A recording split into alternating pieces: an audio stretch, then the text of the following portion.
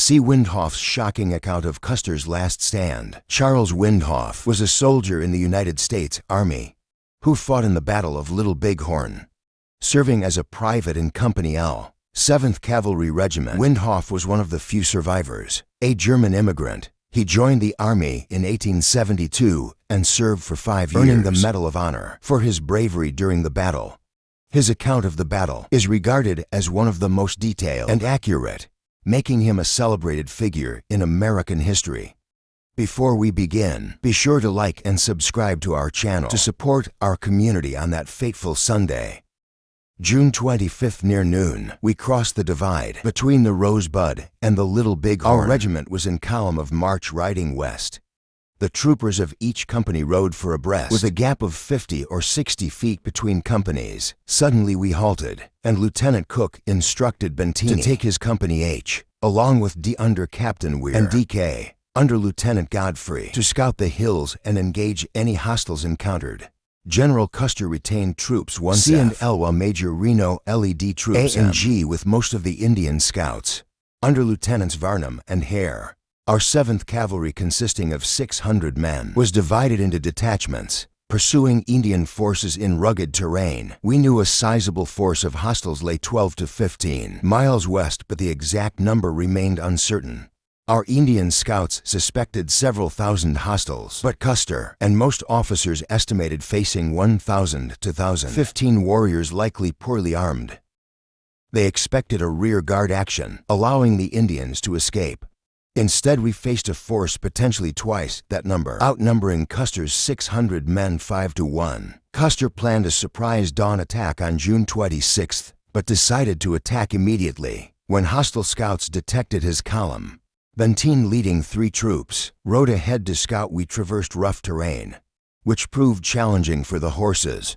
From each successive hilltop, Lieutenant Gibson signaled back that he saw no signs of Indians. Even the troopers in the ranks thought we were on a futile mission. After 2 hours, we turned back onto Custer's trail, relieved to return to the Little Valley. We continued west down a small stream, where the lead pack mules got stuck in a quagmire, highlighting the pack train's slow pace. As we departed, we heard distant firing ahead. Captain Weir led his company, and Bentini was ahead of him. We all knew we would soon be engaged in battle. Shortly after leaving the morass, we passed a burning teepee, likely set ablaze by our Indian scouts. The horses sensed danger, growing restless. Around this time, we saw Sergeant Knipe of Tom Custer's C Troop, delivering an order for Captain Dougal to hasten with the pack mules. Benton ordered him to return down the trail. We then spotted Trumpeter Martini, wounded but delivering a message from Custer to Benton to bring the packs quickly. Martini, a feisty little Italian who had served as a drummer boy with Garibaldi in the fight for Italian independence, was familiar to me since he belonged to H Troop. We used to tease him good-naturedly, but never did so again after this battle. He proved himself to be a true man of metal. His horse was bleeding profusely from a bullet wound in its right hip, but Martini was oblivious to it. Bentini ordered him to rejoin his company. I have always surmised that Bentini thought it unnecessary to send additional word to Captain McDougall, as Sergeant Knipe had already conveyed the message to bring on the pack train with all haste. In any case, Martini's horse was exhausted, and he struggled to keep up with us. The sound of heavy firing grew louder, and soon we encountered several Crow or Ree scouts driving a few Indian ponies. They shouted soldiers and gestured towards the bluffs rising to the north. We knew we were nearing the valley of the Little Bighorn, and that fierce combat was underway in the vicinity. Bentini ordered us to draw our pistols, and we charged up the bluffs at a gallop, anticipating an imminent encounter with hostiles. Upon cresting the first set of rolling hills, the river valley suddenly unfolded before us. To the left, the spectacle that beheld our eyes was enough to strike fear into the hearts of the bravest men. Below us, perhaps 150 feet or more down in the valley, and about half a mile distant, figures on horseback were galloping wildly, with shots ringing out in every direction. Farther down the river, we espied large masses of mounted men, whom we suspected to be Indians. We were riding at a swift pace ourselves, and had barely caught a glimpse of this tragic battlefield. When we spotted mounted and dismounted soldiers on a knoll to the north, we rode swiftly towards them, our hearts pounding with anticipation. I shall pause here to recount the fate of our comrades with Reno. Recall that around 12:15 Reno was given command of 3 troops, 17 Crow and Ree Scouts and 3 White Scouts, Custer leading. 5 troops proceeded in column to the right, while Reno's column moved to the left. Benton, with 3 troops, was instructed to scout the rough hills to the south and west, and I, being with Benton, did not witness the events that unfolded for the next 5 hours. However, I have heard the accounts so frequently that I shall attempt to relay them in the simplest manner possible. Please note that I was not present, and am repeating the stories told by survivors. As the 2 battalions descended into the dry creek bottom, they would occasionally come within 50 yards of each other, and at other times be as far as 200 yards apart. Both columns trotted westward, towards the Little Bighorn.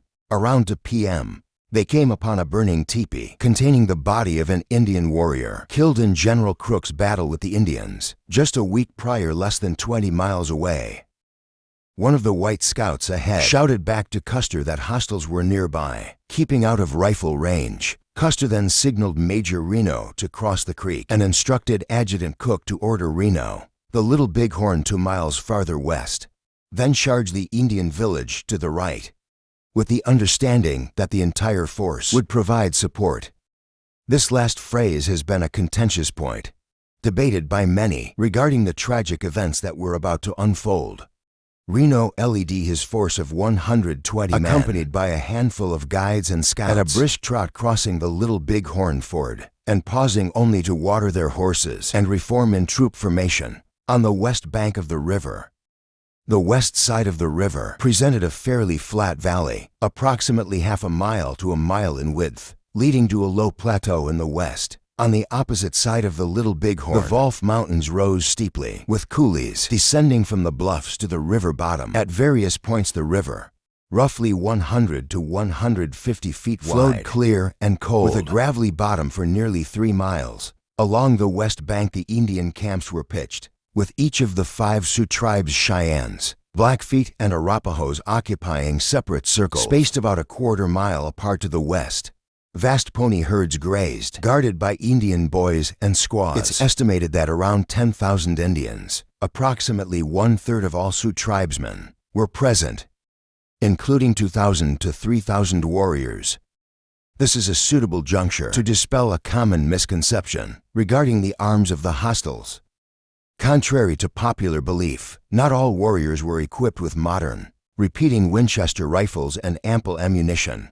In my estimation, half of the warriors carried only bows, arrows, and lances, while half of the remainder used assorted, old muzzle loaders, single-shot rifles, and odds and ends. Only about 25 to 30% of the warriors possessed modern, repeating rifles. Another important detail: Indian boys aged 14 and above accompanied the warriors and actively participated in the battle, especially in its later stages. The soldiers, meanwhile, were armed with single-shot 45 to 70 caliber Springfield carbines, a weapon renowned for its accuracy and deadliness. Up to 600 yards, however, when fired rapidly, the breech would become fouled, and the greasy cartridges would often jam, refusing to be extracted by the extractor. This necessitated the use of a hunting knife to forcibly remove the empty shell, a procedure that claimed the lives of many a trooper. On that fateful Sunday, each soldier also carried a 6-shot, single-action Colt Army revolver, the latest model available. The troops had been ordered to carry 100 rounds of rifle ammunition and 24 rounds of revolver ammunition, either on their person or in their saddlebags. As the troopers dismounted and every 4th man became a horse holder, many of the horse mounts were stampeded, resulting in the loss of thousands of rounds of much-needed ammunition, particularly for Custer's men. But to return to Reno's battalion, after crossing the river, they formed a line in columns of 4s, with the Indian scouts on their left.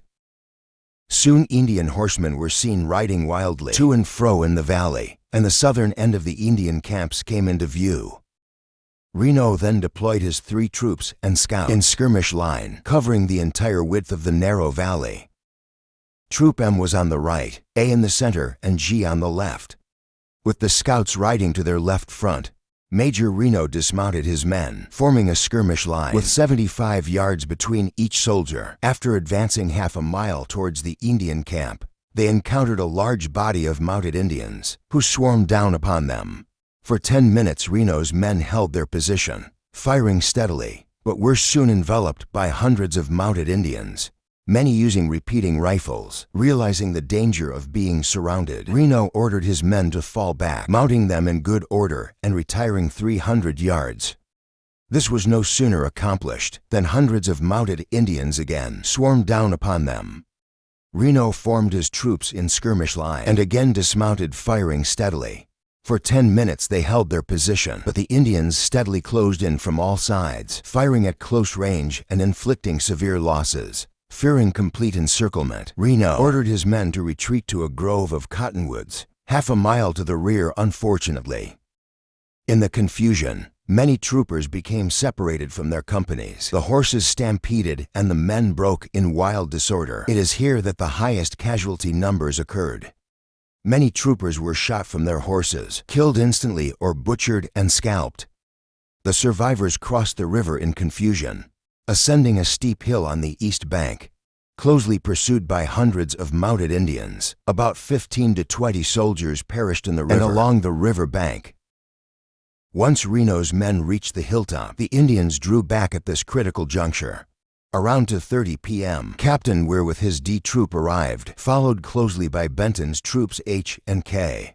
Though Reno's forces were in disarray, the arrival of reinforcements restored some order. Benton quickly assessed the situation and instructed his men to take up defensive positions. Soon they were joined by Captain M.C. Dougal's Troop B and the pack train, bringing much-needed ammunition and supplies. The combined forces entrenched themselves on the hill, preparing for a desperate defense. Custer, meanwhile, had proceeded down the river with his 5 troops, attempting to flank the Indian village. As they rode north along the bluffs, they came upon the main body of the hostiles.